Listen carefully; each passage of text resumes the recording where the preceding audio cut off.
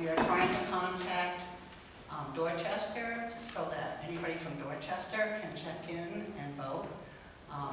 Taylor Annette, our budget committee representative, is trying to call somebody right now, so we'll let you know when they appear. My name is Deborah Ford. Thank you for electing me to the moderator position. I'm very excited. First, I'd like to introduce the school board. Please raise your hand when I say your name. Tim Josephson, Chair.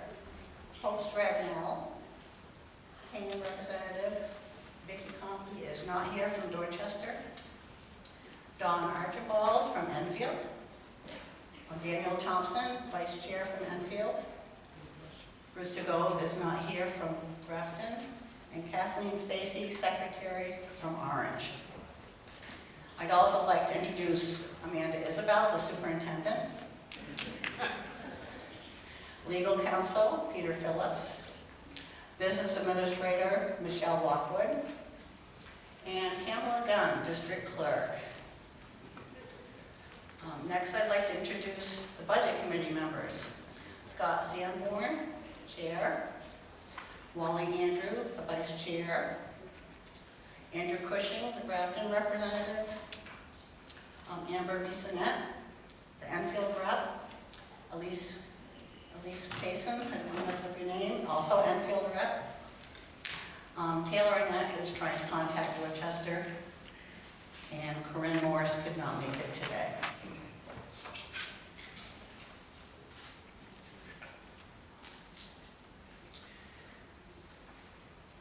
Next, I'd like to review the rules of the moderator. The moderator will use the following general rules of procedure, whose main purpose is to keep the meeting moving. The moderator will take articles in the order they appear on the warrant. The moderator will announce the article number and read the text of the article. The moderator will then accept a motion to open the article for discussion. If the motion is seconded, the moderator will recognize a member of the school board and/or the budget committee to explain the article. The moderator will then open the floor for discussion. The actual voting will take place on voting day on March 11th at the polls for all warrant articles. Everyone who speaks must use a microphone so they can be heard. The microphones are located at the top of the auditorium and in the center of the auditorium. No one may speak unless they have the floor.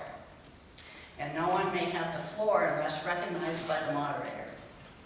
Except for points of order, the moderator will not recognize speakers unless they are standing at one of the microphones. Each speaker must state their name and town of residence clearly for the district clerk. The moderator will allow only one motion on the floor at a time, and all motions must be in writing. The moderator will not accept negative motions that require a no vote to vote in the affirmative. The moderator will not allow personal attacks or inappropriate language. Any person behaving in a disorderly manner, and after notice from the moderator, persists in such behavior, they may be removed from the meeting. All questions and comments must be addressed to the moderator. The moderator will choose who responds to the question. Each speaker may only speak once until everyone has had the opportunity to speak.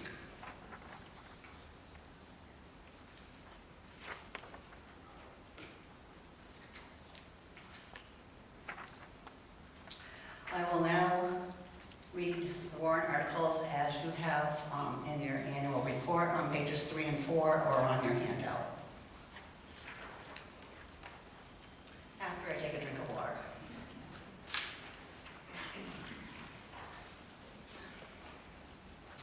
To the inhabitants of the Mascoma Valley Regional School District and the County of Grafton and the State of New Hampshire, consisting of the towns of Canaan, Dorchester, Enfield, Grafton, and Orange, qualified to vote in district affairs. You are hereby notified to meet on Saturday, February 1st, 2025, at 9 a.m. at the Mascoma Valley Regional High School Auditorium in Canaan, New Hampshire, for the first session of the annual school district meeting to hear explanation, discuss, and debate the subjects in warrant articles 3 through 8.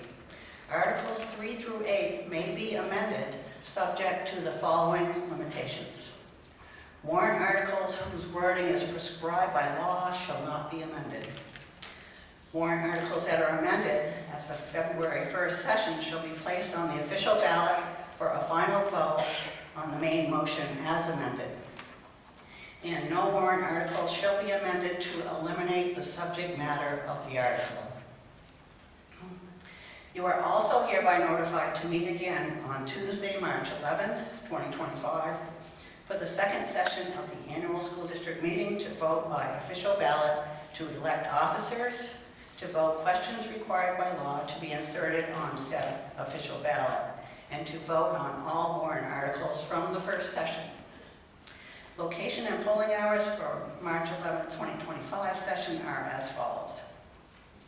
Town of Canaan, Canaan Fire Station, polling hours 8 a.m. to 7 p.m. Town of Dorchester, Dorchester Town Hall, 11 a.m. to 7 p.m. Town of Enfield, Enfield Community Building, 8 a.m. to 7 p.m. Town of Grafton, Grafton Fire and Ambulance Station, 8 a.m. to 7 p.m. Town of Orange, Orange Town Hall, 11 a.m. to 7 p.m. Article 1, to choose school board members. To choose by ballot 2 members of the school board, each to be elected at large. 1 to serve a 3-year term ending in 2028 from the town of Canaan, and 1 to serve a 3-year term ending in 2028 from the town of Enfield. Article 2, to choose district budget committee members. To choose by ballot 2 members of the district budget committee, each to be elected at large. 1 to serve a 3-year term ending in 2028 from the town of Canaan, and 1 to serve a 3-year term ending in 2028 from the town of Enfield. Operating budget, Article 3. Shall the Mascoma Valley Regional School District raise and appropriate as an operating budget, not including appropriations by special warrant articles and other appropriations voted separately, the amount set forth on the budget posted with the warrant or as amended by vote of the first deliberative session for the purposes set forth therein, totaling $32,448,105.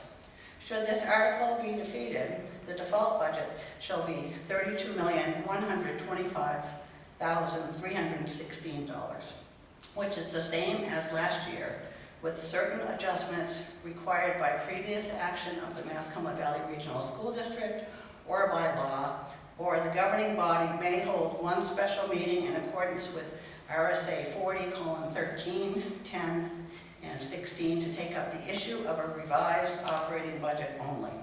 Majority vote required. The school board recommends this Article 600, and the Budget Committee recommends this Article 800.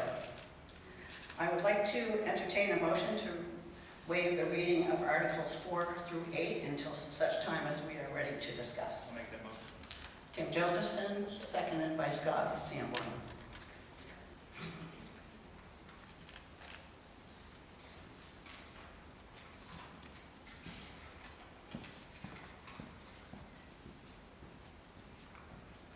I'd also like to,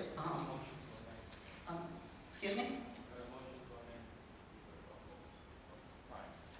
You're not in the microphone, you're not recognizing yourself, and I'll let you know when it's time to open public discussion. Right now, I'm going to have the school board and the budget committee present the article first.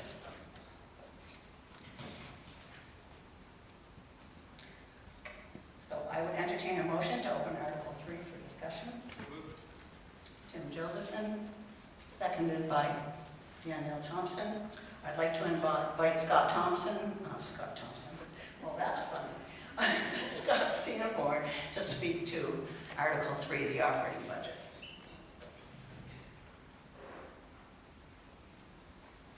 Good morning, and thanks for coming out to take part in this process. We appreciate that. It's not the crowds we have had in years past, but we're glad you were here. I'm Scott Sanborn. I'm the Orange representative to the Budget Committee and this year's chair. The first thing I'd like to do is just thank everyone who's worked on this process with us. So, my fellow Budget Committee members, the school board is also part of the process, and the administration of the school, more than anybody, puts in countless hours to make this all happen. The operating budget you see before you today is all boiled down to one single number. But the process of arriving at that number began last summer, even before, and went throughout the fall. The Budget Committee begins meeting in September, and during the process we hear from each individual school principal, each department head, the administrator, the business administrator, and superintendent put countless hours into bringing us the individual budgets, and we go over everything line by line during the course of the fall. And then we ask a lot of questions, and we ask for justification, and at the end of the process, we boil down to the single number you see before you. So it's not something that gets plucked out of the air. There's a lot of time and effort that goes into that. We don't start with just an arbitrary figure. We start with a clean slate every year. We obviously rely on past expenditures to help predict what we might need in the coming year, but we don't start with a preconceived notion of what the budget should be. We start with the information we're given that we need to ensure that our students are getting an appropriate education and an adequate education. So speaking to this year's budget specifically, it is a modest increase, about 1.2%, that over last year's budget appropriation. If this is not passed, the default budget is about a 0.2% increase. Enrollment is down slightly again. That's been a little bit of a trend, not just for us, but statewide, and reflected that with a couple of positions that are not being refilled in the staff. So we recognize that, and the staffing reflects that, which helps keep the number down. Compared to some of the nearby districts and similar districts to us, this increase is extremely modest. Most of the districts in the area, both large and small, are looking at increases of 2% up to 7 or 8% in some cases. So we think we've been very responsible in trying to keep this to really a little more than a cost of living type of increase. As is often the case, the major driver of the increases are the contracted salary and benefits, which have been previously approved by the voters. We have no control over those increases. Health insurance costs have gone up about 13% this year. Again, something we have no control over. The busing contracts have gone up by about $100,000. The school board worked diligently to try to find bids to keep that down, and they got one bid, and our students need to get to school, so we have no choice. Once again, our anticipated special education costs are going to be down a little bit this year, which also helped us to keep the budget manageable. That's due just to some changes in enrollment and the need for special services that are going to be, we anticipate are going to be required. That can always change, but as of now, that's what our predictions are. And just as an aside, about a quarter of our students are identified as having some sort of special need, and so that special education budget is what makes sure that all those needs are met and they can get an adequate, appropriate education with whatever they happen to be dealing with. So beyond that, this is really primarily just cost of living type increases. Utilities are up a little bit, and our contracts for plowing and field maintenance and things like that have all gone up a little bit, but it's really, there's no big initiatives in this budget, just cost of living. So our administration has done really an amazing job of trying to pare things down. We looked very closely at the IT, the technological department, and we've identified some areas there that we were able to take out of the budget and again try to keep it manageable. So to summarize, just an awful lot of work by an awful lot of people has gone into coming down to this one number you see before you. We thank once again everyone who's been involved in the process. Thank you for coming out this morning, and we ask for your support of the budget on Article 3. Thank you.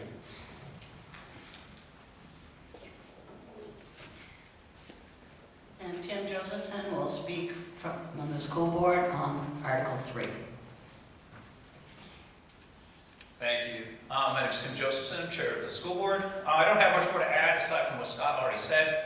The School Board is appreciative of the administration for crafting a budget that is, to be frank, to be honest, it's tight. It's a good budget that has minimal increases to the taxpayers. So we felt that was very important, while also meeting the needs of our students.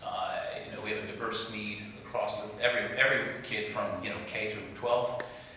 They all have individual needs, and this budget meets their needs. And we ask for your support. Thank you.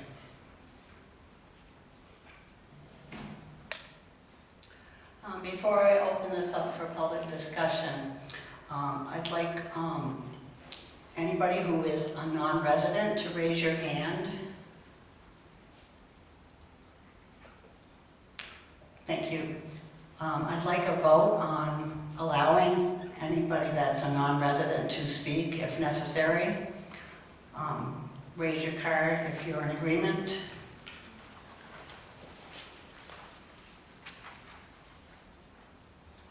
And if you disagree, raise your card.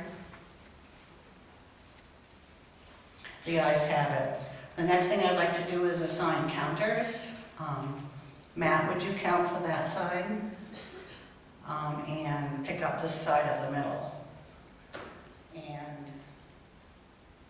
Tina, would you count for this side? And pick up from me to that side. And I'll count the votes up here.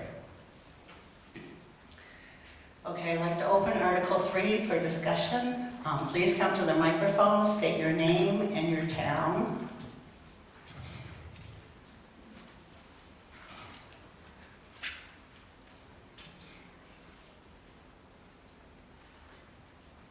Dave Buffet, Enfield. I should let you recognize me. I don't see anybody else. Once again, I applaud the Budget Committee and the School Board and Administration for coming in with a very responsible budget. One thing that's come up during Enfield's town budget discussions has been a calculation of the tax impacts in previous years as compared to current year. And I would like to hear what those might be for the 5 towns and the percentage increases over several years. Thank you. Who would like to speak to that? I can, but I don't think I should.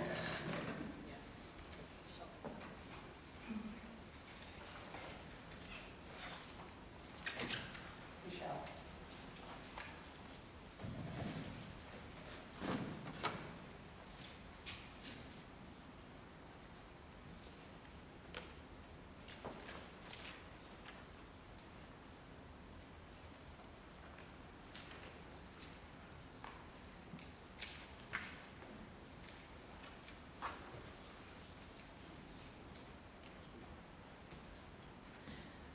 Hi, Michelle Lockwood, Business Administrator. So we do not have those numbers. We don't know what the impact would be until we know how many students come from each of the towns.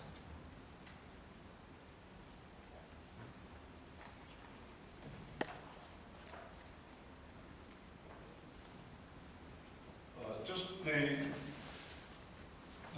people you see up here before you can only come up with the number that we need to operate the schools. The way that gets divided out in terms of taxation and what it costs each individual in each town is out of our control.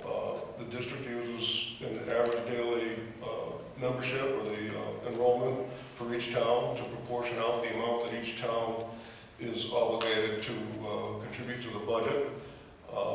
Each town's total contribution is affected by things like the state adequacy aid grant, additional grants the state makes. It's impacted very strongly by each town's total property valuation, and there's we could have a 2-day seminar and still not touch on everything that plays into that.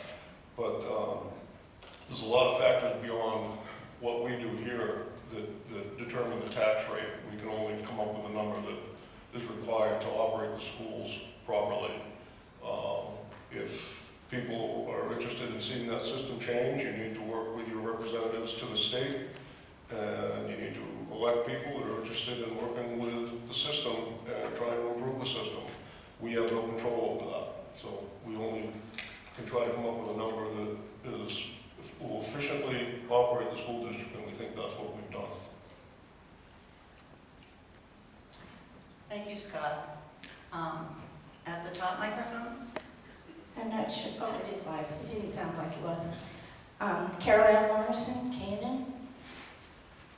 I talked yesterday with a friend of mine who lives down in the southern part of the state in a relatively wealthy community. They have approximately 3 times as many students as we have. It costs them approximately 3 times as much money. They do not have a significant special ed group. They do not have a significant level of poverty. Those are things that we have larger numbers per capita just because we're a rural community, and that's just the way it is. So when we start talking about, this is a big number, the mind boggles. Their big number is close to 100 million. So we need to keep that in perspective. By the way, she has figured out that the cost they pay per student is actually less per student than the average in the state. So I'm guessing we are as well. We're as tight as we can be in providing the services we need to provide to the students population we have. Thank you, Carolyn. Was there someone else that wanted to speak to this article? Yes, Yakova Grafton, I'd like to make an amendment. Could you bring it forward? Could you actually read it first and then bring it forward? I can read it.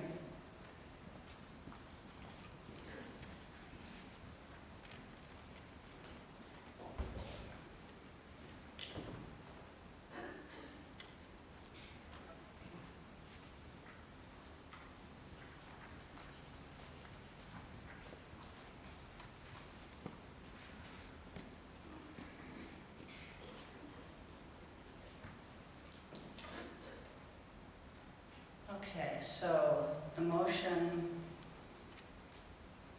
is to amend the operating budget, Article 3, so that it says, shall the Mascoma Valley Regional School District raise and appropriate as an operating budget, not including appropriations by special warrant articles and other appropriations voted separately, the amount set forth on the budget posted with the warrant or is amended by vote of the first deliberative session for the purposes set forth, totaling $31,448,105. Should this article be defeated, the default budget will be $32,125,316, which is the same as the last year, with certain adjustments required by previous action of the Mascoma Valley Regional School District by law, or the governing body may hold one special meeting in accordance with RSA 40, 13, 10, and 16 to take up the issue of a revised operating budget only. So in effect, this would reduce the budget by $1 million. So is that the motion? Okay, so is there discussion on this motion? Oh, I need a second first. Thank you. Does someone second this motion?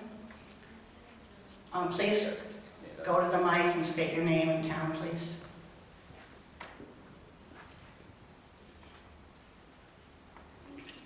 Gary Whitney, Grafton. Thank you, Gary. Okay, we have a second on the motion to amend the operating budget to reduce it by $1 million. So we will vote by your cards. So all those in favor, do you want to speak to it? Yes. Thank you. That is a 1 million reduced to the proposed budget, not the current budget. Well, I think the budget should be reduced to the number I proposed, and here's why. The school every year loses 10 to 20 students every year, and that should be lowering the tax liability by at least $300,000. What happens to all that money? Even with the addition to the student body of preschool and 13th grade, the number of students in the school district continues to drop. Since the mid-90s, the school lost 38% of its students, but yet the budget has gone up every year. The scores have remained stagnant. The grades of the students generally have remained the same ever since the 90s with no big changes. And in fact, 11th grade was reported to have below 7% grades than state and national averages. The tax applications to the residents, to homeowners and rentals is large. And the increasing budget every year is simply making the tax liability pretty high. The Valley News reported that over 50% of New Hampshire residents are in fear of being priced out of their home. The school reported last year over $700,000 of surplus. I didn't see the number for this year, but it's usually somewhat the same. And it has over $1.5 million in capital reserves. Why is these increase in taxes necessary? That's that. Thank you.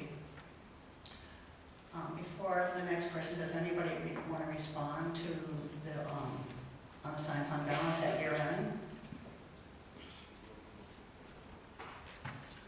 Okay, go ahead. I recognize Tim. Tim Lenahan, Enfield, speaking as a parent of kids in the school, as a resident of Enfield, and somewhat based on my position as the Assistant Advocate for Special Education, although I do not represent my office, just by way of background. I think people should understand a couple of things. One is the state's contribution, the state grant to local school districts is very much in dispute in the state. It's at the Supreme Court, and one judge has already said it should be over 7,000, and the state has maintained the same level at around 4. So it's kind of hard to plan around that. It's a big difference in pupil aid. Just yesterday at the Education Finance hearing at the State House, and if you're a nerd, you'll watch it like me, the Director of Special Education for the state testified when asked why special education costs were more and why specific categories significantly involving neurodiverse children, well, why was the raise there? And we're getting better at recognizing it. That's the answer. Those things cost money. I think it's amazing that we're able to save money in special ed in the budget in this climate. We're finding more and more. The pandemic left a hole in fundamental reading skills for elementary school kids. It's nobody's fault. It happened. We had, if any of you also had a kid having kindergarten by Zoom, you know exactly what I mean. Those things require specialized services. We can't even get the services.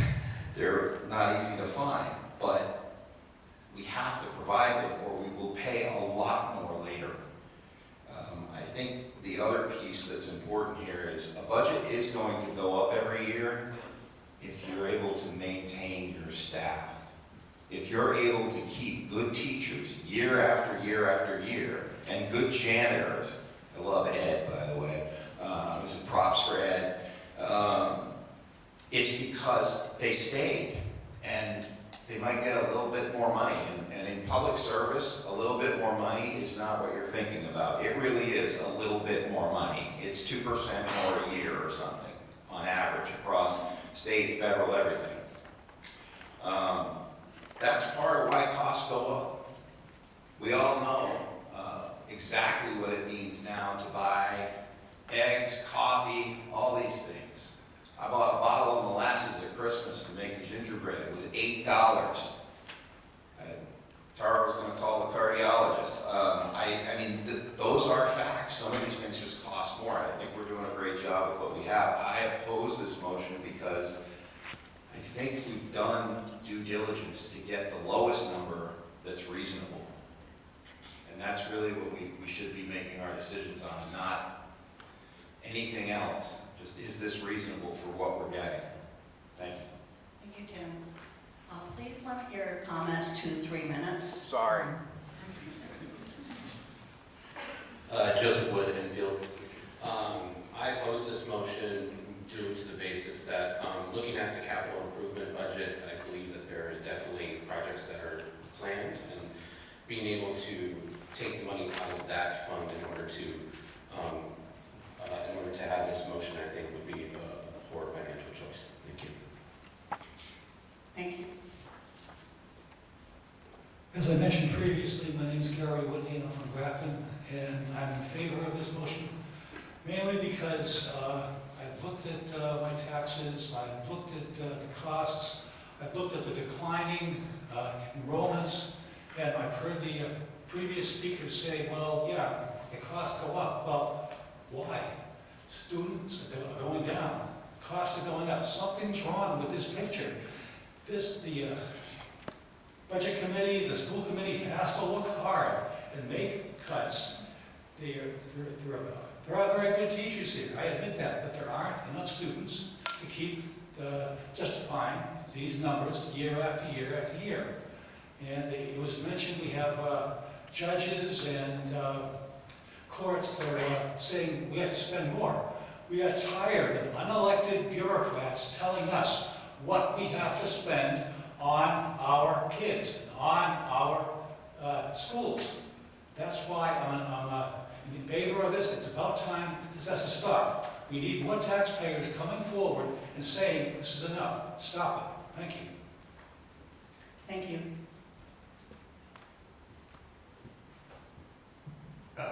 My name is Thomas Opel from Canaan, but I'm also the state representative. Thank you, Chairman Sanborn, for putting the finger on that. I'll say a couple things. First of all, I do not have children in the school district. I did some time ago. Amazingly enough, when my 3 children grew up and left the house, my heating bill didn't go down. Seemed simple to me. I've got the same house to heat, but my heating bill didn't go down. Some bills went down, and as this school board and this budget committee have worked so hard to tweak where they could and to tighten where they could, as they said. The other thing is my health insurance didn't go down. All of these costs, and I can understand the frustration of some taxpayers, but I suggest 2 things, and I'll try to make it quick. First is, the state of New Hampshire, as a state, contributes the least amount to public education of any of the 50 states. The least amount. Despite a state constitution that says we must cherish public education. And that public education system has made this nation the greatest, most prosperous nation in the world and given opportunity to everyone. And we risk hurting that, destroying that system at our peril. The second thing I will say is, I think beyond the value of a public education, which is critically important, there's an economic value. Yes, we are losing students. New Hampshire is losing students and young people across the board. We are now, by population, the 2nd oldest state in the country. We are losing a workforce. We are losing children. We have more deaths than births every year. And at some point, that economically will come back to cripple us. There will not be enough workers. There will not be enough skilled people. And there will not be enough people willing to move to these areas, to this state, to this Mascoma Valley. Because if they have children, they're saying, I'm looking for the best education possible for my children. This is not just a moral issue, not just an issue for our children, not just the issue of public education, but it's also an economic issue. And if you want to see the tax rates go up, if we keep cutting public education and not supporting it, those tax rates will go up significantly. Thank you. Thank you, Tom. Please limit your comments to 3 minutes. Ted Buffet, I don't see anybody else who hasn't spoken. Echo this previous speaker and call the question, please. Wayne, I'll recognize Wayne, who's already at the microphone. Wayne Morris, Canaan. As someone who's been on the board and the budget committee in the past, I'm intimately familiar with the process that goes on, and there are some things that I think people don't really understand. Let me give you a for instance. If the school population goes down by 30, you might think, well, that's one teacher we can do without. It doesn't work that way. 30 fewer students might mean 1 or 2 in each classroom. That doesn't let you lower the number of teachers that you're using at that point. It has to be a much larger drop in order to start losing teachers. In addition, you might look at the budget and say, this is a large number, and $1 million out of that is something easy to take. But most of the budget is required in some way or another. The part that's optional are things like books, paper.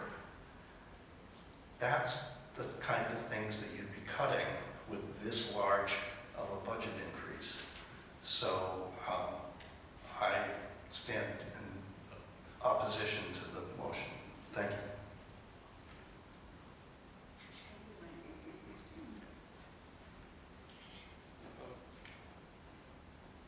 Hello. Yeah, regarding the special ed education, if anybody's worried about that there will be no funding there, the school already holds $693,000 in reserve that has never been touched. So if there is to arise an issue, I'm sure there's money there. To those who are concerned about the loss in younger people in the district and in the state, it's quite obvious why that is. The housing is just aren't affordable. These increases in taxes that are supposed to benefit the students are, in the long run, hurting them when they will try to settle in this district. That's why a lot of the students who end up graduating from school move away. Thank you. I'd like to ask Sanborn to respond.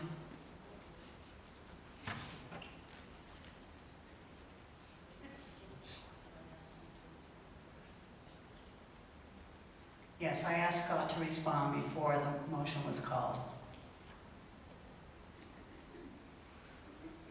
So briefly, I just want to remind everybody that with no exaggeration, thousands and thousands of hours have gone into boiling this down to the number you see before you. This is not just plucked from thin air. Thousands and thousands of hours that we've worked on this. The Budget Committee asked a lot of hard questions of the administration. We tried to bring this down as much as we reasonably think we can.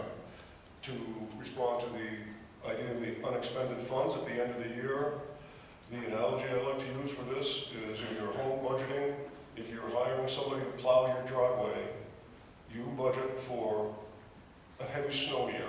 You don't budget for 3 snowstorms. You budget for a heavy snow year. You hope you have something left in that budget at the end of the year. If you do, you can put it back into your little black box in your bedroom, or you can use it to improve your driveway, so maybe next year's snow plowing won't be quite as expensive. It's the same concept. And then, yeah, I mean, it's a, and then what was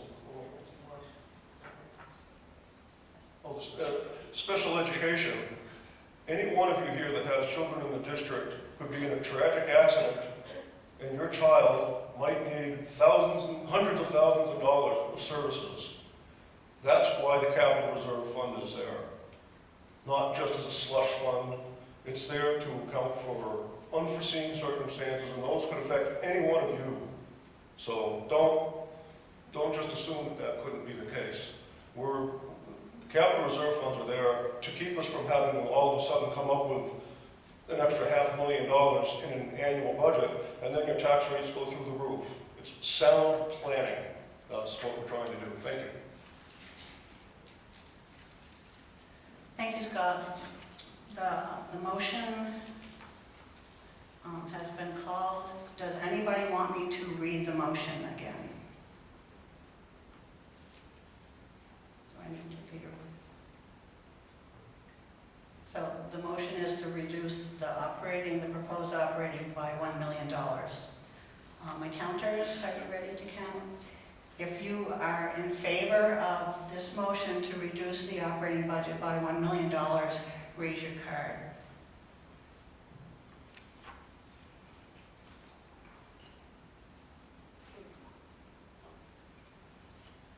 If you are opposed to this motion to reduce the operating budget by $1 million, raise your card.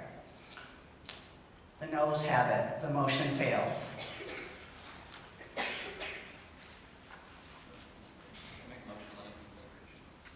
Tim Joseph made a motion to limit reconsideration on Article 3. We don't vote on the article. Right, but he's...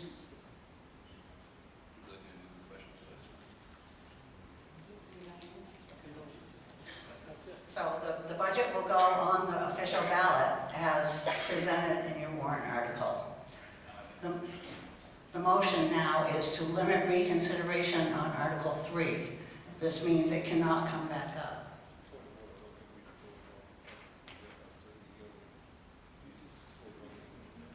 We don't vote on, we vote on the amendment, but we do not vote on the articles. And Scott Sanborn has seconded the motion to limit reconsideration, and that means we cannot bring up Article 3 again today or any time in the future. Okay, Article 4, negotiated agreement support staff personnel. Yeah, we do have to do that. Sorry, this is my first time, can you tell? We do have to vote. We have to have a motion to... Oh, right. Oh, sorry about that. Yes, so let's vote on limiting reconsideration on Article 3. If you agree that we should limit reconsideration on Article 3, please raise your card.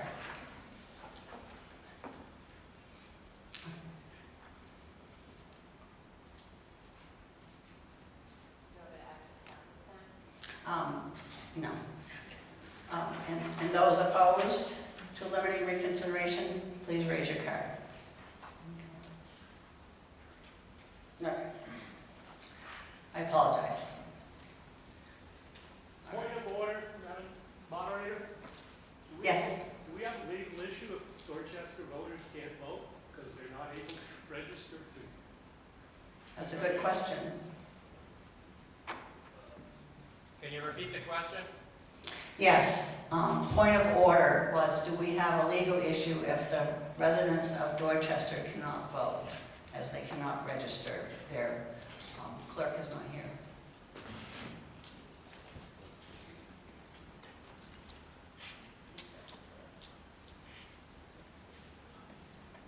The question is whether there's a legal question about the fact that the Dorchester voters have not been able to check in.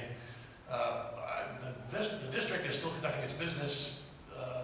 the Dorchester vote will sort itself out as we proceed, but that will not hold up the business of the district.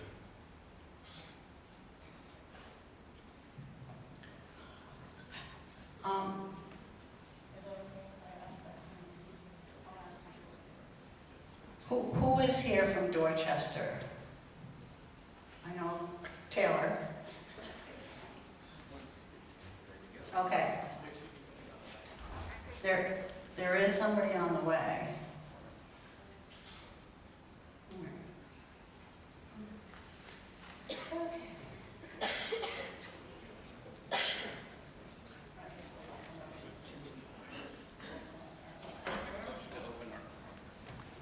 I have a motion to open up Article 4 for discussion. Scott Seymour, Tim Josephson made the motion. And Scott Seymour seconded. Okay, let's try again. Article 4, negotiated agreement, support staff personnel. Shall the Mascoma Valley Regional School District vote to approve the cost items included in the collective bargaining agreement reached between the Mascoma Valley Regional School Board and the Mascoma Valley Regional Support Staff Association, which calls for the following increases in salaries and benefits at the current staffing level. Fiscal year 2026, estimated increase is $214,545.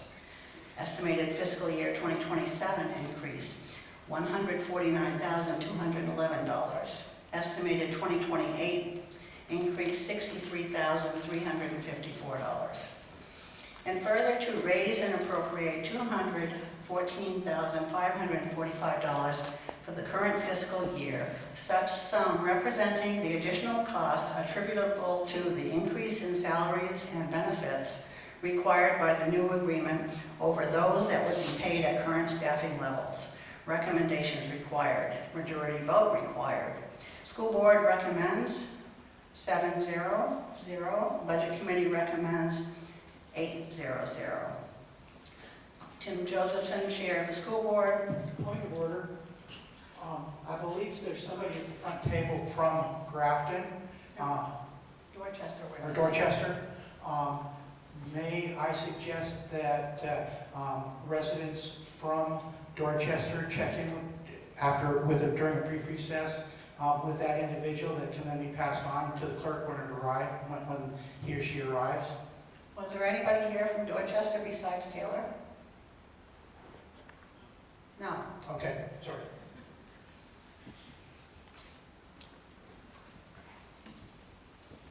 Thank you. School board entered into negotiations with our support staff union this past fall. We met many times with the representatives and worked out what we feel is a fair increase for both the support staff and at a